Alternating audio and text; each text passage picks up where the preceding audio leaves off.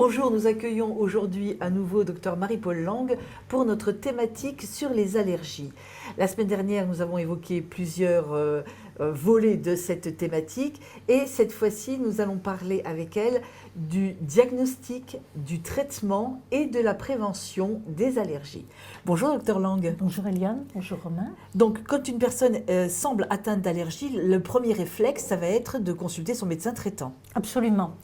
Effectivement. Alors, le médecin traitant va essayer de serrer les problèmes.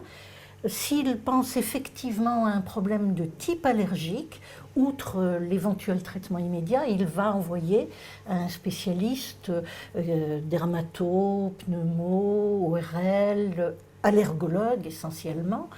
Et il faut aussi qu'on envisage que ça ne soit pas de type allergique. À ce propos, il y a de fausses allergies, oui. Mais également, il faut préciser une notion d'âge dans l'allergie.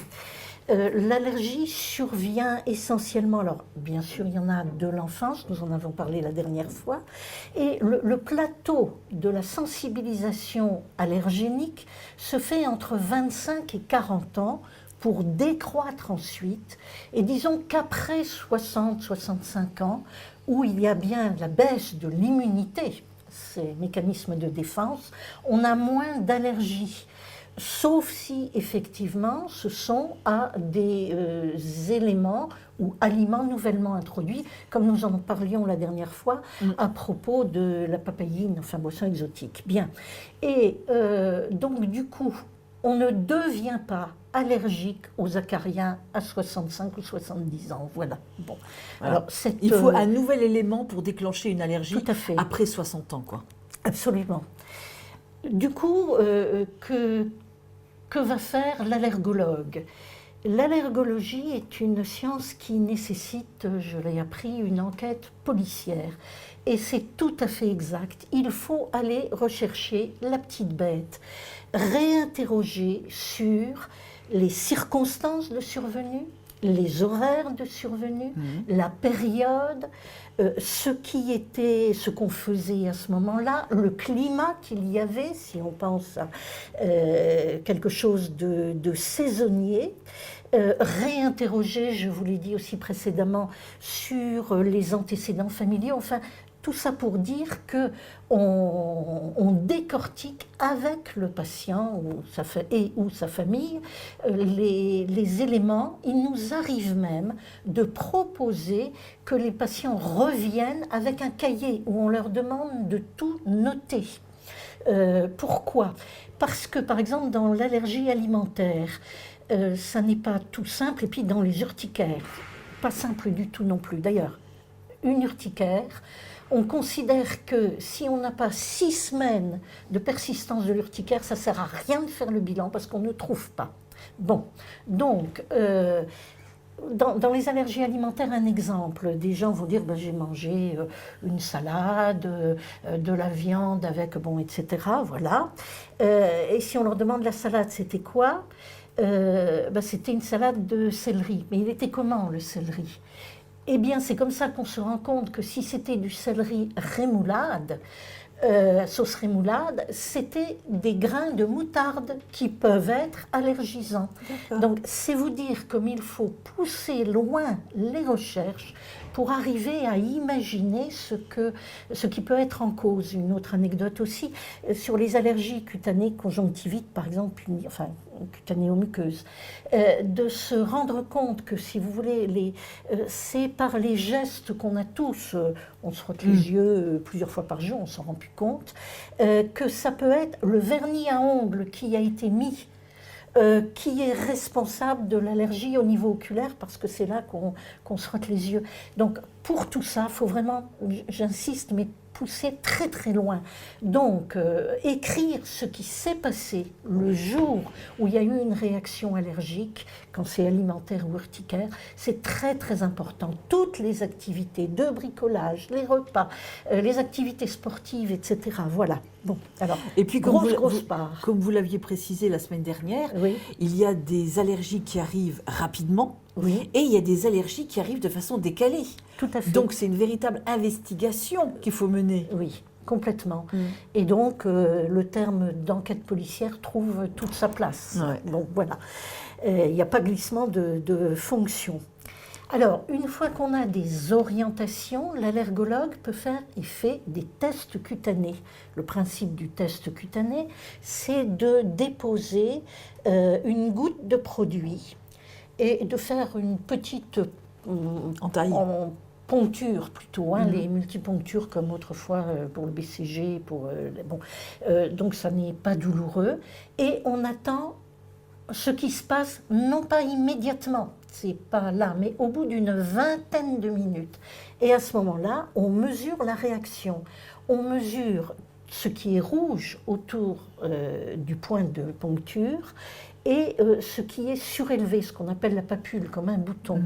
Et en fonction des dimensions on teste par exemple sur les allergènes respiratoires une vingtaine ou une quarantaine de produits sur les bras, les avant-bras, et donc on voit ce qui réagit le plus et de façon significative. Alors, ça permet alors de s'orienter et en corrélation avec l'interrogatoire qu'on a fait, de confirmer ou non l'allergie. On dispose aussi de dosages biologiques qui sont d'abord dans les prises de sang, des globules qu'on appelle les éosinophiles qui peuvent être augmentés, mais ça immédiatement après la réaction, pas 3 mois après, et aussi ce qu'on appelle les IgE, donc c'est les anticorps que l'on fabrique vis-à-vis de l'allergie.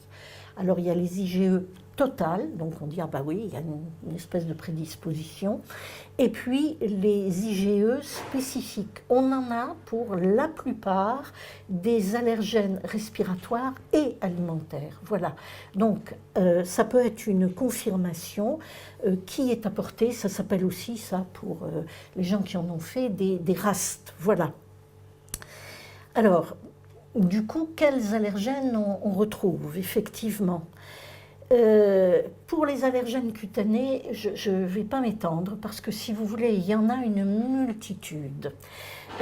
Ça peut être, quand je vous parle de vernis à ongles, etc., beaucoup de produits chimiques, bien évidemment, et aussi des choses comme, c'est pour ça qu'il faut aller chercher, nickel, chrome, etc. Alors, quand ce sont des gens qui sont exposés professionnellement, c'est plus facile, ceux qui font du béton, qui viennent des gants spéciaux, etc. Par exemple, le nickel, ça n'a rien d'évident parce qu'il faut interroger les gens sur la composition de leur casserole. Oui, parce qu'il y a du nickel. De la même manière que quand on dit des allergies à certains endroits, à interroger aussi sur les bijoux, en sachant que l'or n'est pas allergisant, mais que quand on fait une réaction à un bijou qui est censé être en or, c'est que... C'était pas pur. Alors je ne veux pas créer des problèmes familiaux, mais ça signifie que peut-être il y a autre chose que de l'or dans la composition. Ça dit en passant, encore une fois. Alors, les allergies alimentaires, c'est aussi d'une richesse invraisemblable. Je vais parler des grains de moutarde, etc. Des choses auxquelles on ne pense pas de prime abord. Alors, je vais vous citer simplement les plus importants. Bon, bien sûr, c'est protéines de lait de vache, je crois que tout le monde en a entendu parler pour les nourrissons, les enfants. Les œufs. Les noix, les cacahuètes, vous parliez, en gros, tous les fruits à coque. Dès qu'il y a une allergie à l'un de ces fruits à coque, par exemple, se méfier chez les enfants des gâteaux apéritifs, parce que forcément, ils en contiennent tous, et l'arachide est quelque chose qui peut être très très grave, on en a entendu parler dans la presse, bien sûr. Le soja, voilà. Le blé et d'autres céréales, au niveau alimentaire, mais c'est vrai aussi au niveau respiratoire, les poissons et les fruits de mer. Je parlais tout à l'heure des crevettes. Alors, je vais vous dire qu'au niveau respiratoire, ça ne manque pas non plus en dénombrement, hein. Dans la mesure où il y a... Alors, ce qu'on connaît le plus fréquent, j'allais dire, c'est effectivement l'allergie aux acariens, improprement aux poussières de maison. Donc, les acariens des petites bêtes, enfin bon, vous allez sur Internet, vous verrez, comme elles sont agrandies, elles sont tout à fait monstrueuses. immondes. Oui, monstrueuses. Bon. Alors, c'est ce qu'on a dans tout ce qui retient la poussière. Et aussi, ça se met dans les poils d'animaux, attention. Hein. Donc, les acariens, ça c'est toute l'année. Et ça peut être avec une recrudescence en automne ou quand on revient de vacances. Pourquoi? Eh bien oui, parce qu'en général, on va en vacances. On n'a pas aéré pendant... On a d'abord aussi quand on arrive sur le lieu de vacances, oui. s'il n'a pas été occupé pendant plusieurs semaines ou mois, parce que les acariens adorent une température à 20-25 degrés et de l'humidité en même temps. Ils adorent, ils se nourrissent de ça. Donc, quand on arrive éventuellement dans un logement qui n'a pas été occupé, mais aussi quand on revient chez soi, parce qu'on a été parti 15 jours, 3 semaines, et que pendant ce temps-là, ils ont pullulé. Quand on remonte du sud et qu'on met en route le chauffage dans la voiture, qui aussi n'a pas servi tous les jours à faire 700 km, et quand on arrive donc à la maison, bon, il arrive qu'ici, ce soit un peu plus humide et un peu moins chaud que dans le sud de la France. Donc, et on met en route le chauffage. Alors hop, ça circule. Faut bien savoir aussi, je parlais tout à l'heure des véhicules, mais la climatisation. Attention, une voiture qui n'a pas été utilisée pendant 3 semaines, en mettant la clim, on fait aussi circuler tous les polluants et poussières qui sont restés bien tranquilles dans le moteur et dans la voiture. Voilà. Alors, en cette saison, on peut bien sûr parler des pollens. Alors, les pollens, les principaux, hein, ce sont les arbres. Alors là, les pollens d'arbres, c'est plutôt en mars-avril. Le principal étant le bouleau. Alors, on est allergique au bouleau. Mais au boulot arbre, il faut le préciser. Pas au travail. Bon, voilà. Bon.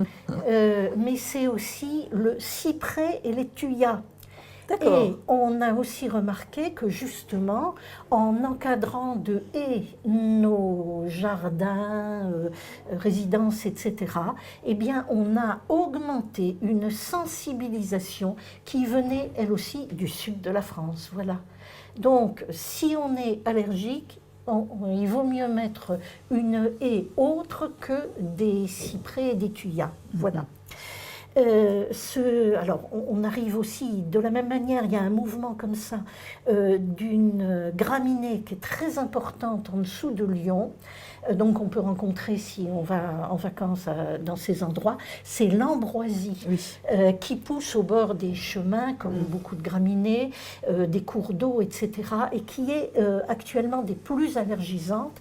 Le problème, c'est que dans nos bagages, on a aussi remonté des pollens d'ambroisie, et que ça commence à remonter jusqu'à l'Alsace. Donc, attention. Il y a ça, et puis aussi le réchauffement climatique qui fait que Absolument. les régions plus au nord commencent à, que ce soit les moustiques ou que ce soit les plantes, commencent à être atteintes par ces pollens qui remontent dans les régions anciennement plus froides qui se réchauffent, quoi. Oui. C'est tout à fait vrai, et c'est une évolution qui manifestement va se poursuivre et s'aggraver, il faut le dire comme ça aussi. Alors, les graminées dont nous sommes plus coutumiers, le plantain dactyle et fléole. Alors, plantain, dactyle, fléole, qui sont au bord des sentiers. C'est ces plantes, vous savez, qu'on enlève de leurs feuilles et qu'on met dans la bouche parce que ça en joue à Lucky Luke. Bon, le plantain, écoutez, après avoir un peu réfléchi, hier soir j'en ai vu dans ma pelouse, donc c'est dire que c'est vraiment fréquent. Donc, oui, on en voit partout. Et quand on va se promener sur les sentiers, on y est forcément exposé. Donc ce sont ces plantes qui sont à l'origine du rhume des foins et des manifestations de polynose. En sachant que toutes les allergies, les problèmes de sensibilisation, c'est une question de seuil. Alors, c'est vrai pour tous les types d'allergies, alimentaires, cutanées, respiratoires. C'est-à-dire que je supporte d'être exposée aux acariens et il y a un moment où Oui. j'ai dépassé mon seuil d'acceptabilité, de tolérance, et là, je peux déclencher des allergies. C'est important à savoir ça pour la prévention. Une allergie, ça se manifeste pas forcément tout de suite. Par exemple, c'est la même chose, je prends au niveau cutané, pour les produits détergents et autres, ou la poudre à laver. Je prends quand c'est encore en carton, je prends le carton, il y a de la poudre dessus. Pendant 56 fois, j'aurai pas de problème. Et à la 57e, je vais démarrer des réactions. Je vais me dire, mais qu'est-ce qui arrive? Pourtant, j'ai pas changé de poudre à laver, etc. Voilà. Donc, c'est une question de seuil. C'est comme le capital soleil. À un moment donné, Oui. on dépasse son capital soleil, on va développer des maladies de peau. Oui. Et là, on dépasse son capital de résistance à certains allergènes, en fait. C'est tout à fait vrai, puisque c'est aussi une sensibilisation pour ce qui s'appelle l'urticaire solaire. Hein. Voilà.